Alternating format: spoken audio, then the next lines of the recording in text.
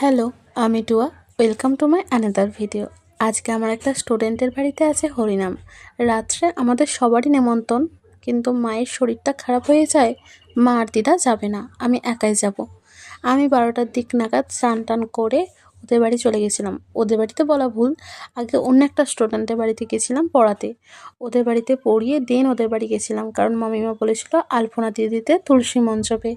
গিয়ে দেখি সেই আয়োজন শুরু হয়ে গেছে। গোসাই বাবা ওদের তুলসী মঞ্চপটা সাজাচ্ছে, সাথে অনেকেই ছিল, আমার স্টুডেন্টের বাবাও ছিল।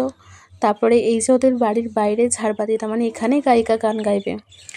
দিয়ে ওর মা আমাকে বোঁদে আর মিষ্টি খেতে দিয়েছিল। খাওয়া দাওয়ার পর এই যে আমি আলপনাটা দিয়েছি, কেমন হয়েছে কমেন্টে জানিও কিন্তু। ওদের বাড়িতে আলপনা দেওয়ার পর 4:30 দিক করে বাড়ি আসি, এসে খাওয়া দাওয়া করে আবার 2টি পড়াতে চলে যাই। দুজনের বাড়ি পড়িয়ে তারপরে রাত্রিবেলা ওদের বাড়ি যাই।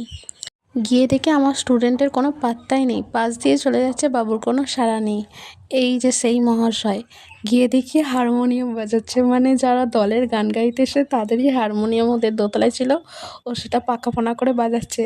আর আমি ভিডিও করছি দেখে জিভ বার করছে। মানে এত হাসি পাচ্ছিল। ও বড় হলেও ওর এখনো বাচ্চামো যায়নি। তারপর বলছে না বাবা চাপা দিদি যদি এসে দেখে তাহলে ওর বাবা ওকে আস্ত রাখবে না।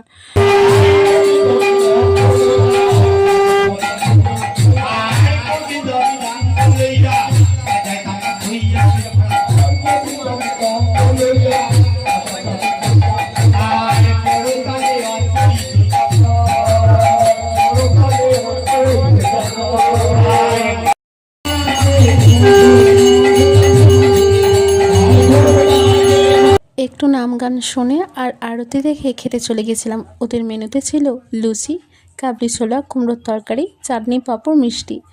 মিষ্টিটা অর্ধেকটা খাওয়া হয়ে যাওয়ার পর মনে পড়লো এই রে, আমি তো ভিডিও করতে ভুলে গেছি। তাই আমি মিষ্টিটাকে আবার উল্টো করে ভিডিও তুলেছি। আমার এত হাসি পাচ্ছিলো ভেবে। একা একা বাড়ি ফিরবো, তাই আর রাত্রে গায়িকার গানটা শোনা হয়নি, বাড়ি চলে এসেছি।